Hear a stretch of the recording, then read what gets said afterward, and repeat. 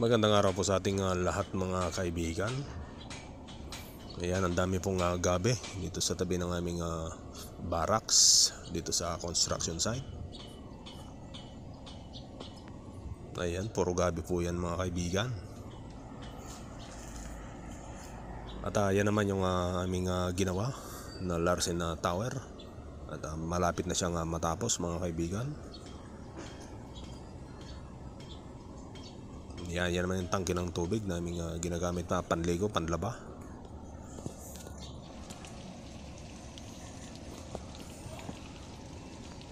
Ayan guys, andito tayo ngayon sa mga barracks na mula sa tent dati. Kailangan natin itong i-dismantle dahil kakailanganin sa kabilang project.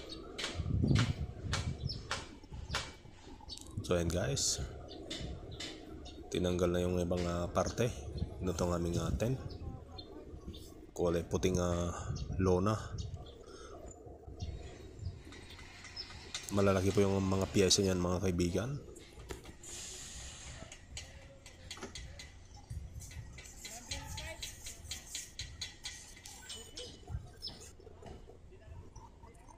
Kaya ng bawat isang tent yung area na 200 square meter. So ayan guys, yung Larsen Tower naming ginagawa. At ito naman yung mga team puzzle namin.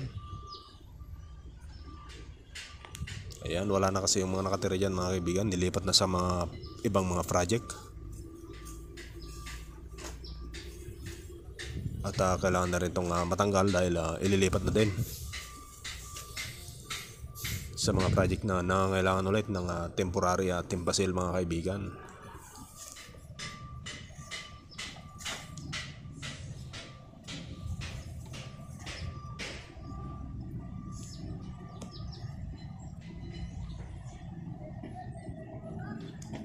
Yan guys, inabot na rin kami ng overtime. So nag-overtime din po tayo para tuloy-tuloy yung ating pag-dismantle ng mga barracks na yan.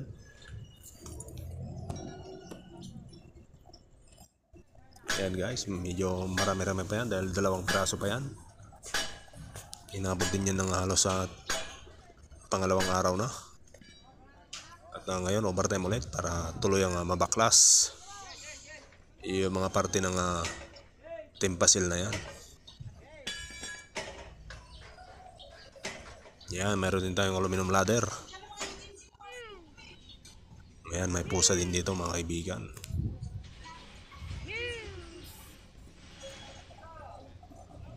Black cat. Meron ding puno ng aratilis dito sa tabi ng aming team puzzle. At ito kinakain din ng ibang mga kasamaan natin.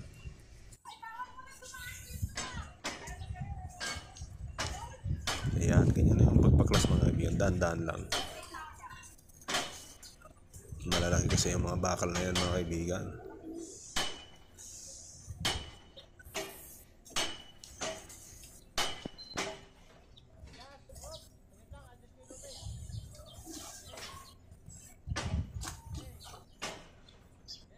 Ayan, tuloy-tuloy lang yung pagpukpok ng ating kasama doon sa mga lock ng team puzzle na to.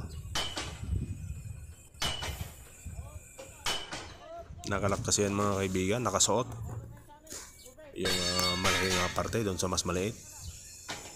Kaya matibay itong mga team puzzle na to. Kahit may bagyo, hindi siya basta-basta napipinsala. Maganda po ito mga kaibigan sa mga walang kahoy na posibleng babagsak sa kanya para hindi masira yung kanyang lona. Napakatibay ng lona niyan mga kaibigan. Halos 3 taon na kami dito hanggang hindi man lang natinag ng mga nakaraang matitinding summer o sobrang tag-init.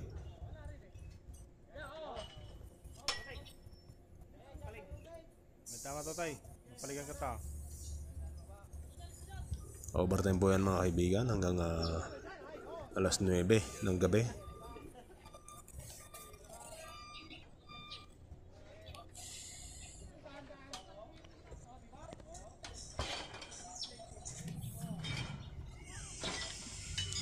Yan guys, na ibaba na yung isang parte ng haligi nitong aming temporary timpasil.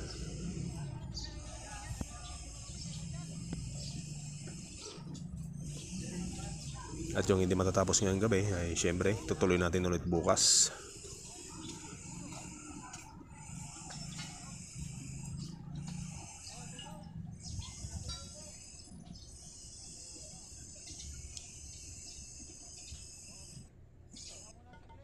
Ayan, medyo may kabigatan yan mga kaibigan. Hindi kayang buhatin ng isang tao lang yung isang haligi niyan na buo kabilaan. So ito na yung pangatlong araw mga kaibigan na pagbabaklas. Ayan, meron pang dalawa pero saglit na lang yan ngayon maghapon dahil dadagdagan natin ng mga tao dyan na magiging makakasama natin para mas mabilis yung pag-dismantle. Yan yung Larsen Tower mga kaibigan na aming ginagawa.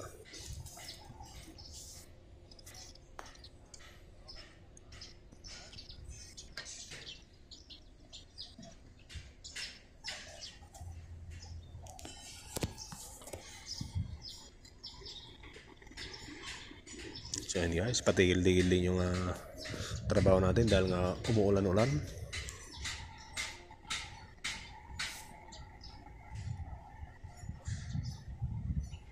Ayan, puro tubig yung sahig na pinagbaklasan ng unang timpasil. Bali, 3 timpasil yan mga kaibigan.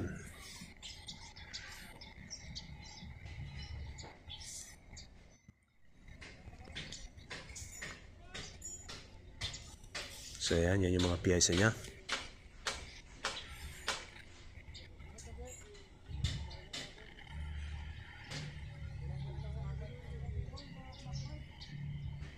Ayan, mahigpit din kasi yung pagkakalak niyan kaya medyo tatagalan. Ayan, yan yung ganyang maraming insekto dito. Gumagapang na yan.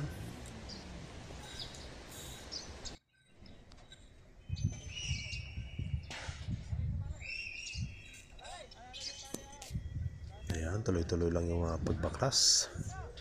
At dahan-dahan na may kasamang pag-iingat para hindi madisgrasya naman itong ating mga kasama sa trabaho.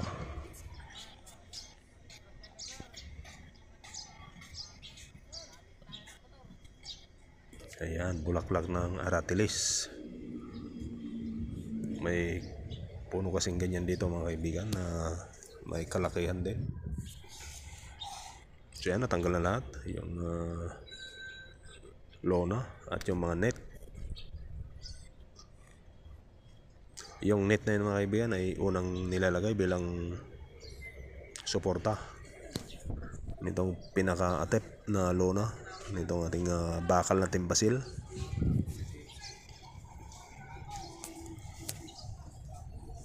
Yan, dyan din yung mga triple deck dati na kinalas na rin. Yan guys, 2 haligi na lang yung natitira dito sa isa. So may isa pa tayong babaklasin. Yan, ganyan yung pagbaklas yan mga kaibigan. Dahan-dahan, kailangan ng tali para hindi mayupi.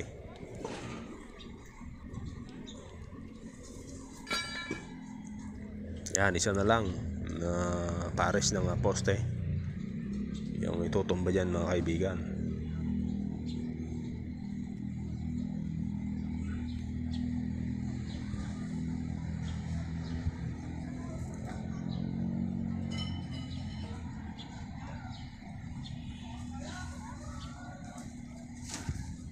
Malapit lang itong mga timpasil namin mga kaibigan doon sa aming site, doon sa aming ginagawa.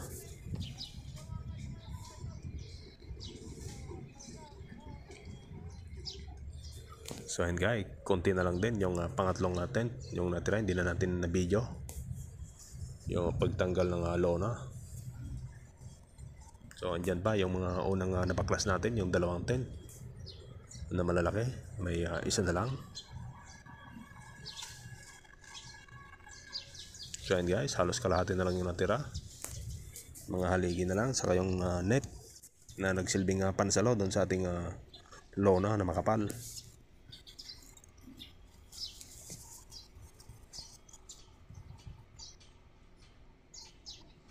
Ayan, sabayang ipupulot yan mga kaibigan. Dadalhin ng isang trailer truck. Ayan, nabaklas na lahat.